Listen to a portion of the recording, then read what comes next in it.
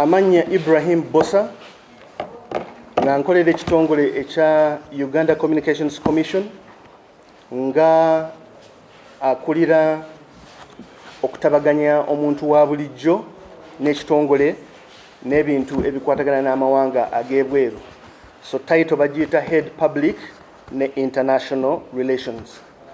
Twebaza Uganda Police okukolagana naffe mu enforcement egenda maaso nga Uganda Communications Commission tuyina enforcement egenda maaso ekwatagana n'abantu abaddukanya eby'empuliziganya nga babikola tebabikolera mu mateeka. Tukimanyi bulungi wano nti Uganda Communications Commission kyekitongole kyokka ekiwa olukusa era ne license omuntu ng'ogenda kuddukanya eby'empuliziganya naddala ng'ogenda kuddukanya radio oba ogenda kuddukanya eby'empuliziganya nga internet ne telecommunication. Tuyina enforcement egenda maaso ng'eri ku bantu abatalina license za radio, abantu abakozesa ebizindaalo n'abantu abakozesa transmitters zetuyise point to point links nga bawa wifi services mu kibuga wansi eyo. Bwe tutunuulira aba radio operators, January omwaka guno twa issuinga cease and desist notices eri amakampuni agaddukanya eby'empuliziganya eza radio era ne tuddamu ne tubawa ne criminal summons nga July omwaka guno. Naye tukyayinayo kampuni 17 ezikyaddukanya radio nga tezikikolera mu mateeka wadde waliyo endala nnyingi ze twawa summons zino ne baba nga bazijjumbira era ne batereeza. Radio zino 17 zetulondoola ziri mu bibuga eby'e Masaka, Mubende, Greater Masaka ne Luweero.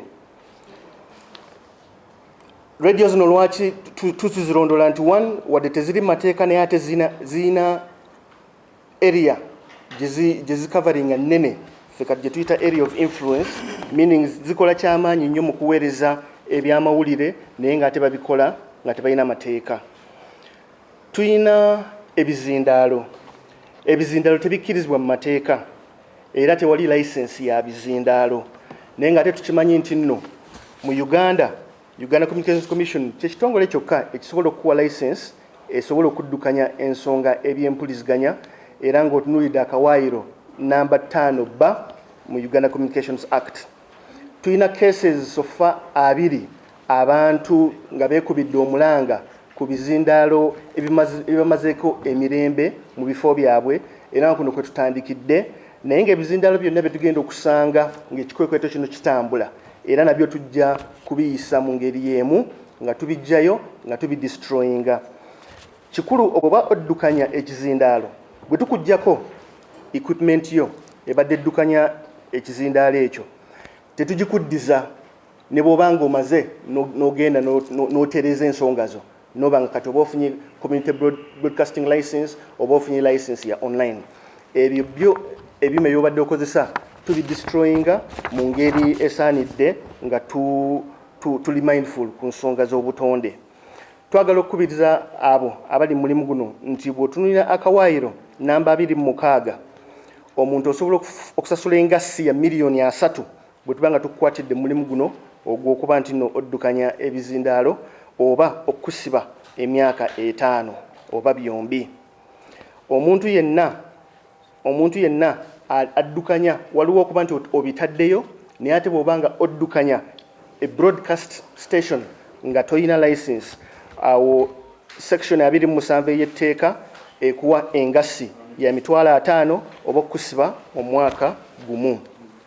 Bwe tugenda kubaweereza wifi ze tuyise point to point links oba abalaze baagala nnyo okuyisa transmitters, twafuna okwemulugunya okuva amakampuni ag'amasimu nga MTN ne Airtel nga beekubira enduulu olw'okuba nti nno spectrum bands ze twabawa gye tuyita ya 3500 megahertz basanzeeyo interference nga waliwo abantu abataddeyo bu transmitter obugootaanya emirimu gyabwe era nga buno bu transmitter tubulondoola tubulabye nnyo mu Kampala wakati mu bifo by'e Nakasero n'ebifo eby'e Kololo. bu transmitters buno bwo bwakugibwayo mangu olwokuba 1 tebuli licensed kola naye 2 bugotanya ate abantu already abawereddwa license okuddukanya emirimu gyegimu. Abantu balina okutegeera nti mulimu guno oba ogwesimbyemu okuweereza ebintu nga amasimu oba wifi nga tolina lukusa nga tolina license, etteeka lisobola okukuwa engassi oba okuweesa engassi ya $1,992,000 oba okusiba emyaka 4.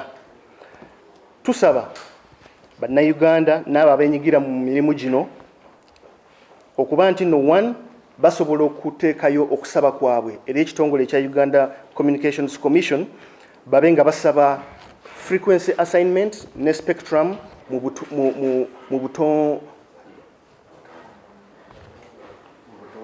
butongole nti spectrum eyo banga weeri ne frequency nga weziri mu kifo kyoyagala okukoleramu tujja kugireservinga obenga bw'omala process eyo yonna tusobola ogikuwa obenga osobola okuddukanya emirimu gyo.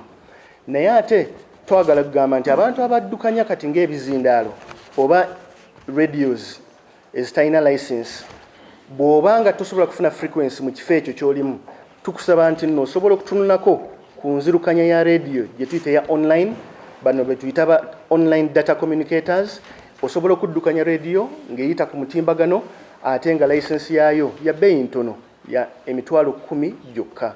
So tusaba tube nga tuwuliziganya mu nsonga zino okwewala ebyo ebiyinza okutugootanya mu mirimu gyaffe whether nga tutegedde oba nga tetugenderedde.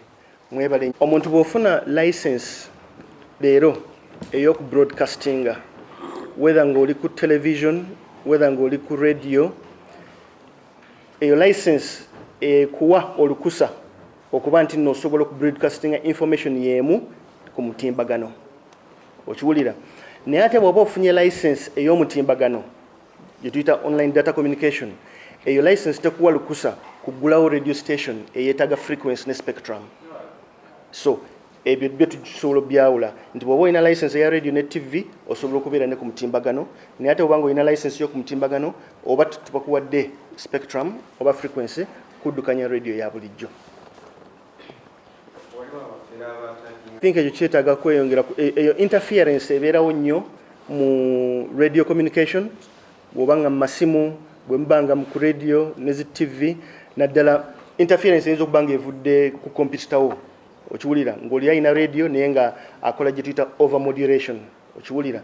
So ensonga ezo tuzirondoola oluusi ezimu teziggwa mangu okusinziira ku bukugu bali bwe bakozesa. Tulina abantu abagenda ne bakola interference naye naate n'amala akikolera akaseera n'amala neyeekweka n'akikolera akaseera n'amala neyeekweka. Ebbanga ly'amala nga taliiko kiba kituzibuwalira okumulondoola. Ebbanga ly'amala nga ali ku mpewo ebyo ebyuma tubiyina okusobola okumukola ki okumulondoola omukwata. So tulina kukwatagana ffenna abantu banga batuwa amawulire nga bonogaa nti no kati kwebali awo ne tukola omulimu gaffe gw'okulondoola bwe bavaako ate ne tubalinda ddi lubanaddamu. So bintu bya kuzanyiikiriza tekinologiya naye nga kiina we tusobola okukitambuliza bwe tuba nga tuwuliziganya consistently. Ekizibu kimanyikiddwa weekiri naye ng'ate gwe mulimu gwaffe okubayambako okulwanyisa empisa ng'eyo.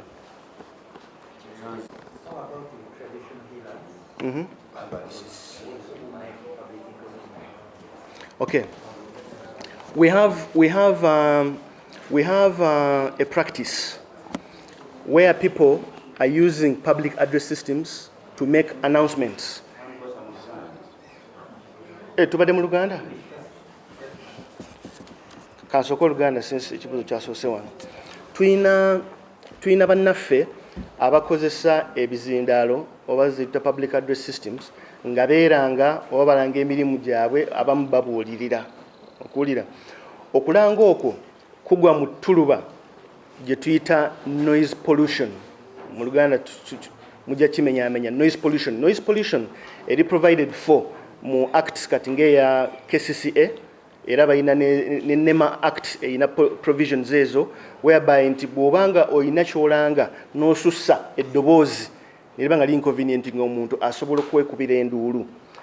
Nga Uganda Communications Commission abantu abatukwatako mu nsonga eyo be bantu abakozesa ebizindaalo abakozesa public address system okuddukanya programs nga ze tuwulira ku radio, awaereza amawulire, azanya music, alanga ku kyalo, eyafudde, ani eyabuliddwako embuzi, kwegamba nti buli kanaku akola omulimu ogwo gwalibadde gukolebwa radio zino zetuweera license oba nga zina frequency ne spectrum. Awo tubayinako obuvunaanyizibwa era tugamba nti license zaffe teziinaawo beetu kuba nti n'omuntu akozesa ekizindaalo okuddukanya omulimu gwa radio. Ebikwekweto era byetugenda mu maaso nti buli muntu akozesa ebizindaalo ne public address system okuddukanya radio, ebyo tubiconfiscatinga era tugenda kubidestroyinga.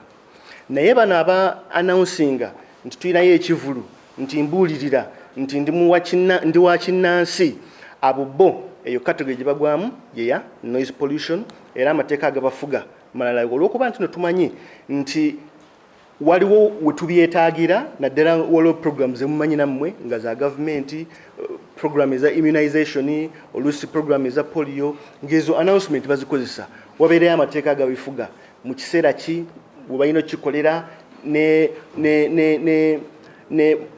eddoboozi lisobola kutambula buwanvu ki. Ffe be twagala okufaako ennyo beebo abavioletinga omulimu gw'okuddukanya radios ne TVs ng'okozesa ebizindaalo oba tekinologiya yafaanana bw'atyo, era ng'amagezi ge tubawadde nti 1 teekamu okusaba kwo bw'obanga ekifo ky'okoleramu spectrum waali ne frequency tujja mukwata oyite mu process yonna osobole okuteekawo radio yo oba TV yo. Bw'obanga tosobodde waliwo kati enkuba empya nti osobola okubeera ne TV ne radio naye nga yakumutimbagano ate nga ne ssente eza license eya TV oba radio yokumutimbagano ssente ntono ddala giri emitwalo 10. So tugamba abantu bakozese ebyo bye tutaddewo okubayamba okuba nti balambulula ensonga zaabwe mu butuufu ate bave mu kumenya mu mateeka olw'okuba nti n'ebibonerezo n'engassi eziweebwa nabyo bikakali okusinziira ku nfuna yaffe ng'eggwanga era n'ensi yonna.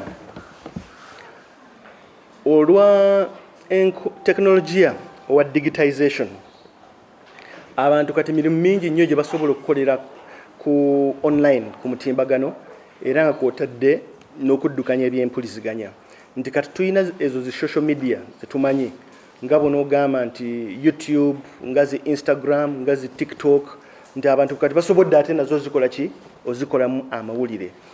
Ensi yonna naffe tuli mu kuyiiya engeri gye tusobola okulondoolamu ensonga eyo naye ng'ate tetunyigiriza bantu kubamalako ddembe lyabwe. We tutandikidde kati ffe ng'eggwanga ery'e Uganda nti tufokasinze nnyo ku ebintu eby'obuseegu wadde nga biyita ku social media. Kati waliwo social media ezimanyikiddwa nga naffe tusobola okuzirondoola ezo zo. Tulina ndazo n'akalanga akayise mu wiiki ewedde nga tubuulira abantu ku nsonga eyo era waliwo n'olukuŋŋaana olugenda okutuula ku Lwokusatu ne ba stakeholders okubabuulira enteekateeka eriwo engeri gye twagala okulondolamu ensonga eyo. Ekyo ekizibu si kyaffe ffekka lwakubanga nti nno okuyiiya okwa tekinologiya kugenda mu maaso wadde jjukira nti amateeka gaffe bwe twali tugakola twali tutunuulidde nti 1 waliwo omuntu ng'agenda kuddukanya radio nga yeetaaga frequency, agenda kuddukanya TV nga yeetaaga spectrum, agenda kuddukanya data communication nga basically ali ku mutimbagano.